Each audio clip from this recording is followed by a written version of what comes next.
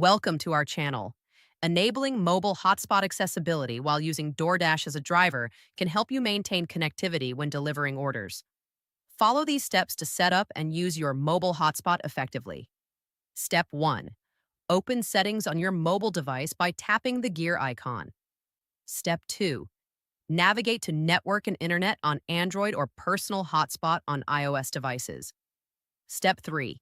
Tap on hotspot and tethering on Android or personal hotspot on iOS to access hotspot settings. Step 4.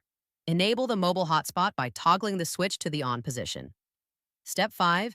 Set a secure password for your hotspot to prevent unauthorized access by tapping Configure Hotspot or similar option. Step 6. Note your network name and password, which you'll need to connect other devices to your hotspot. Step 7. Be aware that using hotspot drains battery quickly, so consider keeping a car charger or portable battery pack handy. Step 8. Monitor your data usage regularly if you have a limited data plan, as hotspot usage counts toward your monthly data allowance. Don't forget to like this video and subscribe to our channel.